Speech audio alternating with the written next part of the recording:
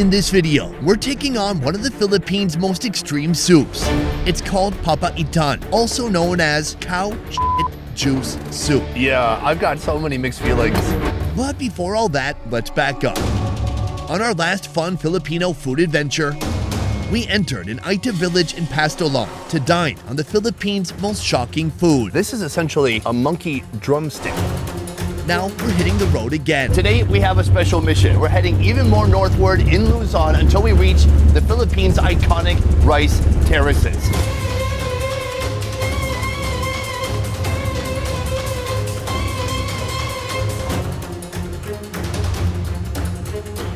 Where are we right now? Well, you are in Mayuyao right now.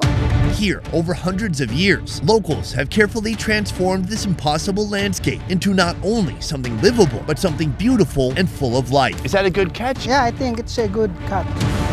Today, I'm on a mission to learn how this inhospitable geography has impacted the life and diet of locals, There are big crickets. Ooh, that has a smell to it. including a slimy meal with an eel-like creature, Right here we have a fried loach. It's kind of like a gnarly version of French fries. and some beef dishes that I'm not looking forward to. He's just gonna plop in a little bit. Oh my God, I just saw the whole audience here just like, don't do too much. But before all that, how about a little breakfast? First of all, we are here at Linda's restaurant. Are you Linda? Yes, sir. This is such a unique place in the Philippines. Are there a lot of restaurants here? Well, about 4. What's cool is you can say your restaurant is in like the top 10. I don't think so. It is. Oh, not even top 10? Uh-oh. There are 2 unique dishes in front of us right now. This one I want to try first. This is snail, but I'm told it's not just any type of snail. It's a soft shell snail.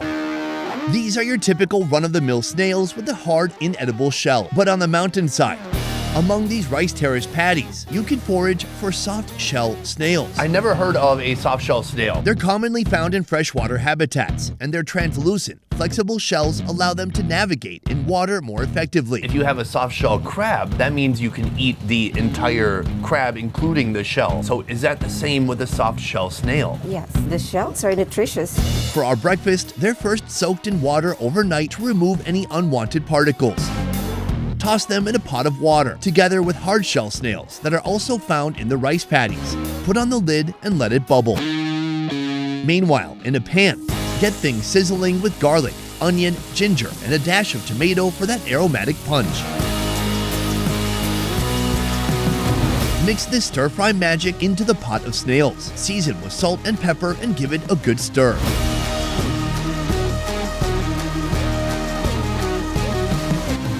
Everything here smells amazing, by the way.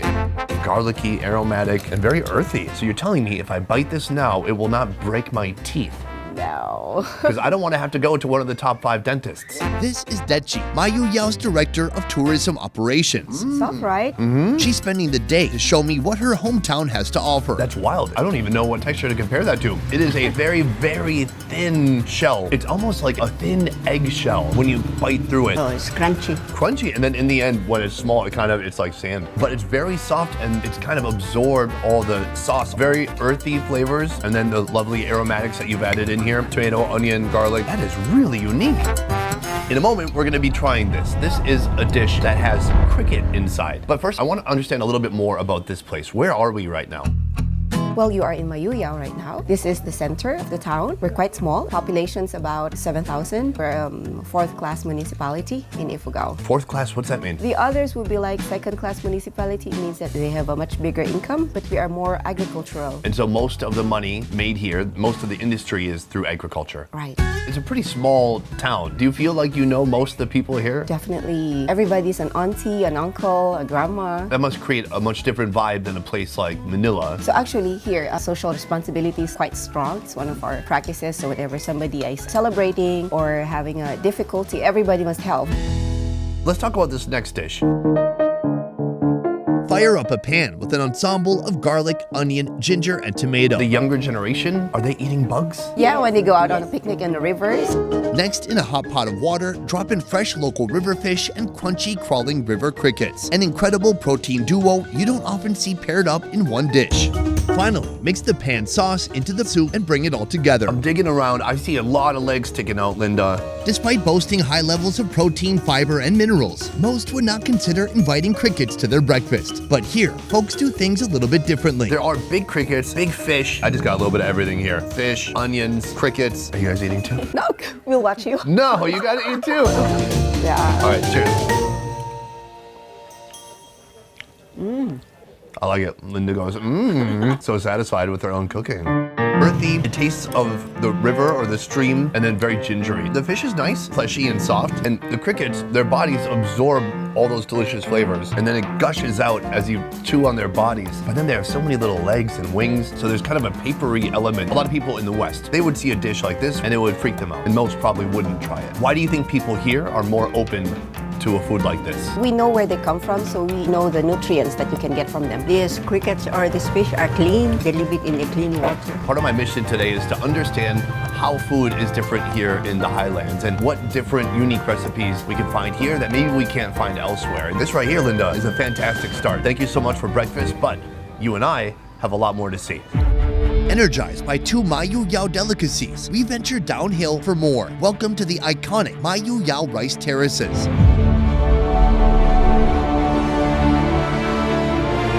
Spanning over 25,000 acres in the heart of the central Cordillera mountain ranges, this intricate irrigation system was hand-carved into the mountains centuries ago, at a time when only basic hand tools could be utilized. To get a true sense of the life here for Highlanders, you can't just hang out in the small city with their eateries and basketball courts. You have to come here to the rice terraces. Today started with edible snail shells, but there is a lot more to come. This entire day is building up to something called papaitan. The secret ingredient? Cow juice. Yeah. Papaitan is a spicy and savory Filipino stew. It's typically made using goat, meaning goat meat, goat organs, goat bile, and the goat's intestinal contents, also known as juice. All of this gives papaitan its distinctive but challenging bitter flavor. Here, the Mayu Yao version is made with beef. First, you're gonna need a cow. Meaning, we've got a heck of a lot more meat, and sadly, a heck of a lot more juice. Somehow, within these mountains, among these slopes, people are still raising cows. What they do is they find small sections of flat area, places where the cows can eat the grasses, and they raise them there. Today, they have brought a cow to where we are now in this village. And the slaughter is about to begin.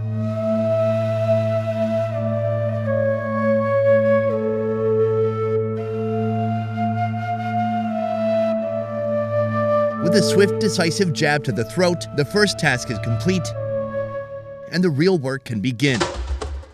Feasts like this are special events, drawing the entire community together to take part in the labor and join together in the final reward. Work continues with cleaning the bull's skin, torching, then scraping it clean. Tackling a beast this size requires two things: time and a lot of patience. Just a stone's throw away from where the beef is being prepped, under the murky waters of the rice paddy, there's a whole hidden world of slippery little critters waiting to be caught and put on a dinner plate. It's easy to look at just one paddy and you think, oh, it's just a pool of water, but it's much more than that, because each paddy has to be a certain depth, but beyond that, each paddy has to fill the other paddies below it. What is the hardest part of maintaining a rice terrace? If the rice field dry, that's the cause of rice field to be eroded. So the farmers try to maintain that the rice paddies always have water, not to be totally dried up. Meet Fidel, the farming expert who caught our breakfast snails, and now he'll be catching another mysterious ingredient. These pools are full of many different types of life. It might be hard to see, but right here there is a loach trap that's been set.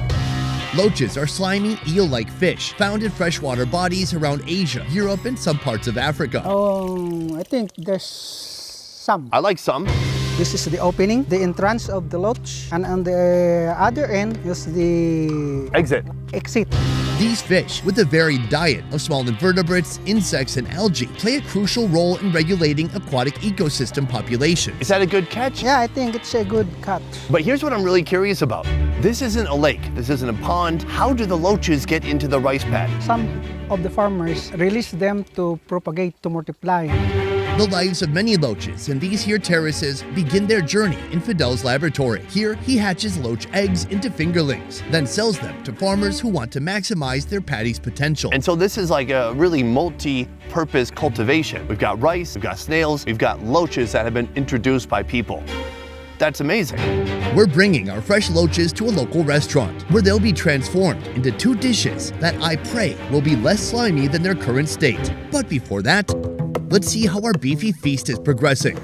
With the skin clean, villagers move on to butchering. Large sections of the bull are removed. Then the meat is gradually chopped down into smaller bits, all destined for a different variety of dishes. Every part of the animal, quite literally from the nose to the penis, as well as the revered bile sac, are integral to today's mountain menu.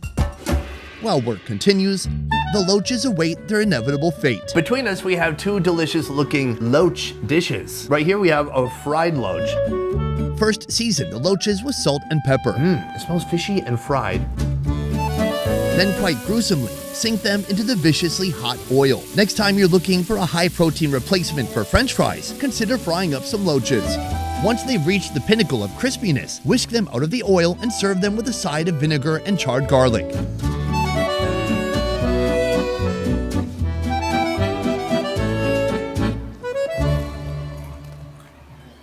How do you taste, sir? A little gooey on the inside, very crunchy on the outside, a hint of fishiness, heavy from the oil, but overall nice. And, you know, with something heavy like that, you can pair it with some classic Filipino vinegar.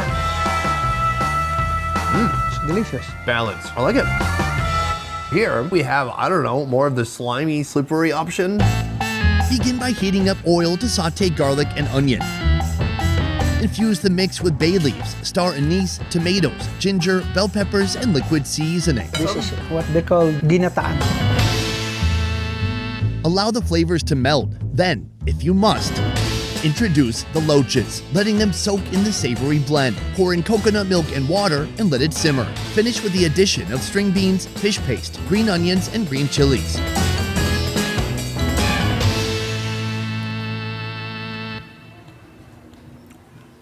Oh, that's really nice. The body is super tender, almost like a fish skin, the fattiness of a fish skin, and then you have the spine going through, which is a bit crunchy. It's quite a charming dish. Look, if I wasn't careful, this dish could charm my pants off. I'm like, why are there so many loaches in my coconut curry? But then you take a bite, and you're whisked away. It's quite delicious. Are loaches a pretty common food in this town? Yes, sir. But not at all villages because there are some parts that they have no loach. Right, because not everybody has a Fidel getting 2